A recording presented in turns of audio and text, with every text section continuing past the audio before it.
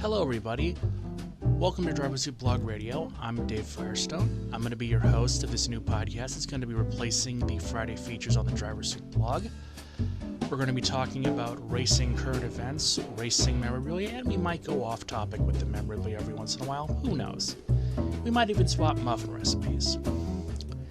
I'll talk about stuff with current events in racing news, but we won't do politics, or we won't do like national or current events unless it has something specifically to do with racing.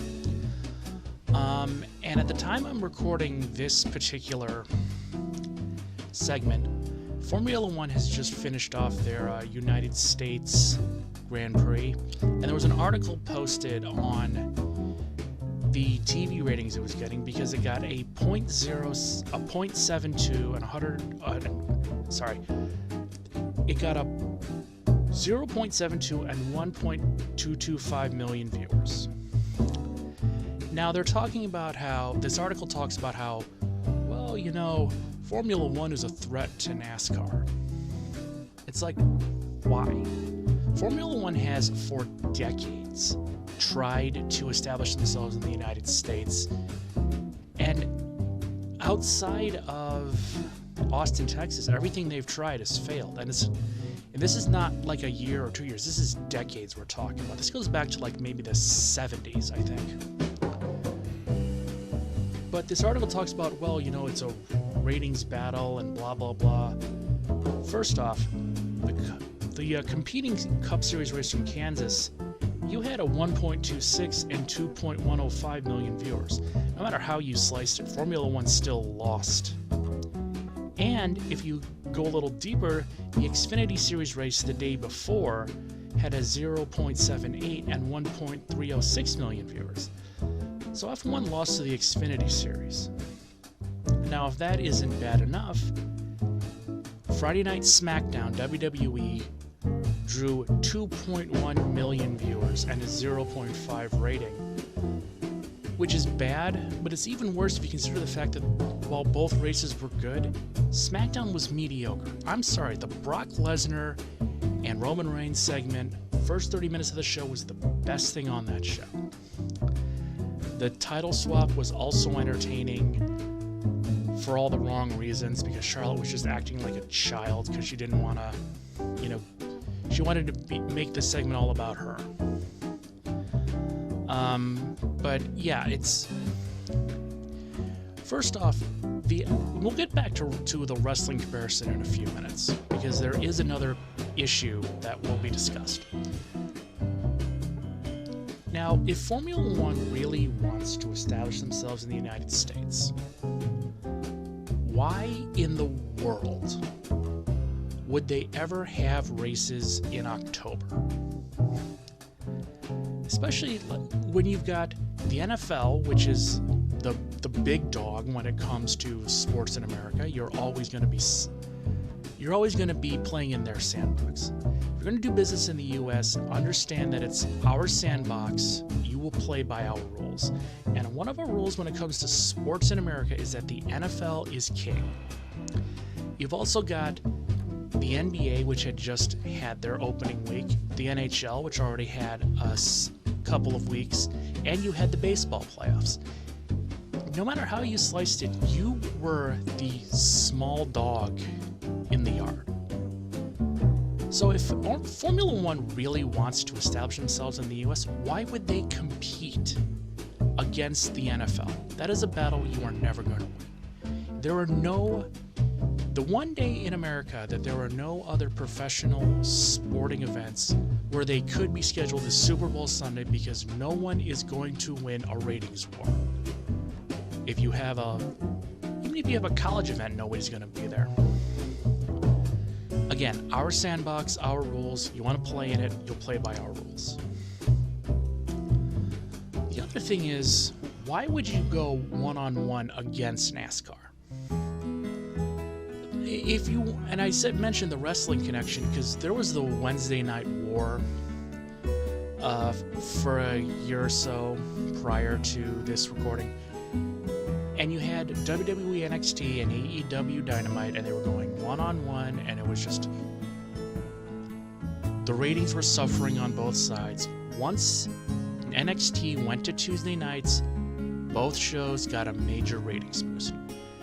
And when you're in an industry that has a lot of decline, like auto racing in America is, I'm sorry, but when 8 of the 10 million people that used to watch these races every week are gone and they're not coming back, you can't afford to compete. Work with NASCAR. If you want your ratings to be good, you want fans to come to your races, and you want all of these good things to happen, if NASCAR's running a Sunday afternoon race, you run a Saturday night race. It's just that simple. Figure out a way for your race not to interfere with the NFL and NASCAR, and you could probably draw 1 million more viewers. Maybe even more. It's just stupid that they're trying it this way. Now, I will say that for 2022, as it is scheduled, they did make a smart decision, because they're having the Miami Grand Prix on May 8th. Now, granted, they're going up against the Goodyear 400 at Darlington, but the Spring Darlington race really isn't that major of a race. Now, they're having it at something called the Miami International Autodrome in Miami Gardens, Florida. You know, let's make that just rolls off the tongue, doesn't it? But I like what they're doing here. Number one, it's a street race, which is good. It's in Florida, which is a auto racing hotbed, and it's in May. You're not getting competition from the NFL. I'm trying to think if I think the NBA and NHL their playoffs are going on, but you're not going to lose as many viewers to that. So I like what they're doing here.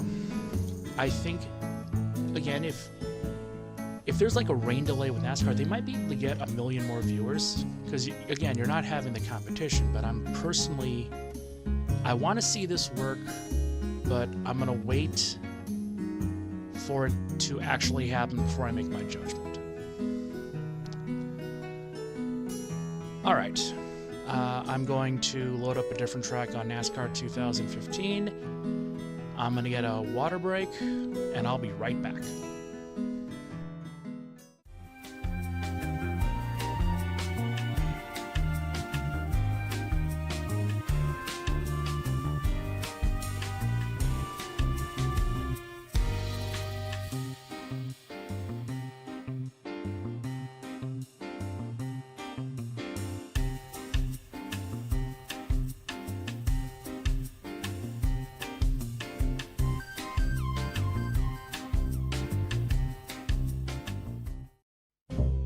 So I am back after my break. I usually do movie reviews in January, so I'm going to do one right now. I tried watching The Art of Racing in the Ring. Now, I know it wasn't like a full-on racing movie, but I was willing to give it a chance. I mean, I like Kevin Costner in a lot of the things he's been in.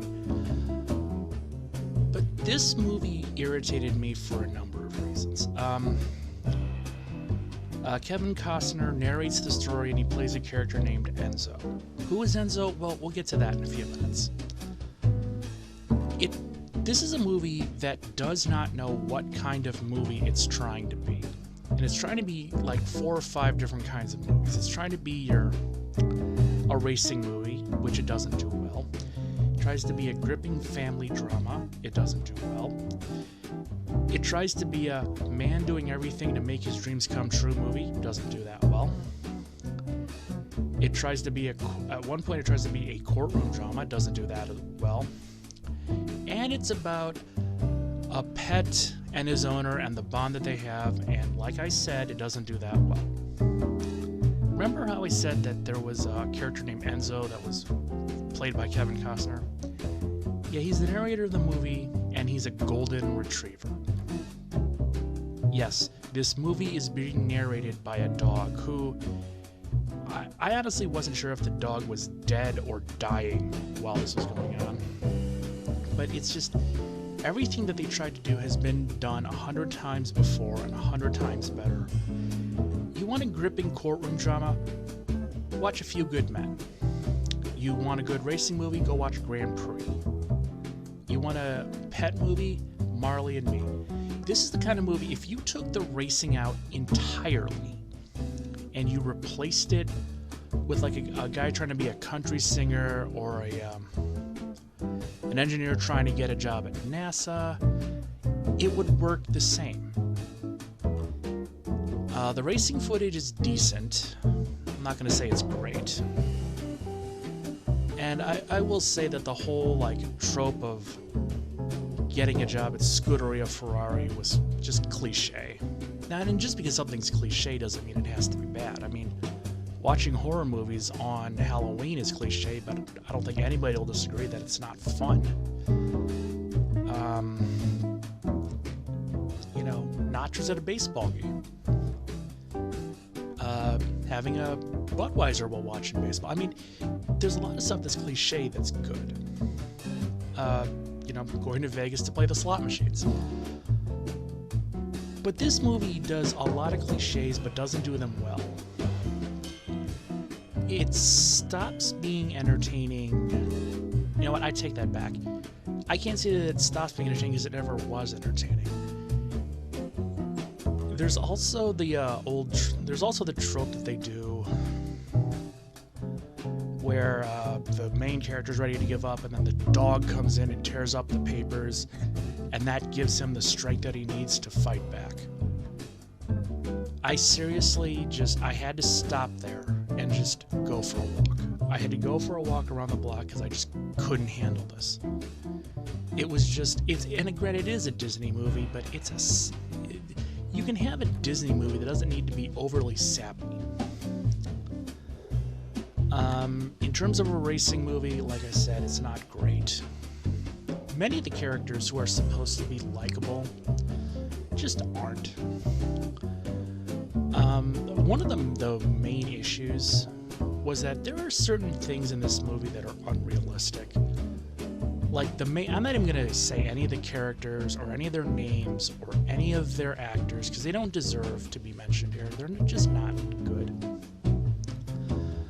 But the main character who's running a racing school and trying to get a job in Formula One is traveling around the country going to racing events, as you do. You kind of have to race to be a race car driver. I know, I'm freaking out at that concept myself. But the wife develops brain cancer and dies, and the father-in-law blames the son for not being there. Like, what was your other option? You can either make tens, if not hundreds of thousands of dollars per week racing cars, or you could work at Walmart, live in a trailer for next to nothing. I mean, your call. He's trying to give you and your wife a good life and having a dream job at the same time. Well, the wife gets brain cancer, accepts her fate, and passes away. The father-in-law blames the son-in-law. I mean, he didn't really like him to begin with. And so this leads to a courtroom drama where the father-in-law tries to gain custody of the child after an argument leads to assault charges, which are trumped up. I mean, why the father-in-law does not get charged with filing a false police report is never mentioned in the movie. I think it should have been. But it's just, it doesn't do anything well. It's mediocre at best. It's like, I'll give it a C, but I'm being generous with that grade. It's just, you can find any racing movie, I think with maybe the exception of Dorf Goes Auto Racing and The Last American Hero, are better than this movie. So steer clear. If your significant other wants to watch it, find a better movie. So, yeah.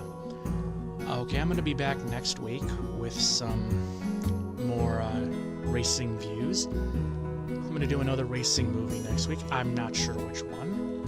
I'm Dave Firestone. Leave a like, comment, share, and subscribe. I will see you next week.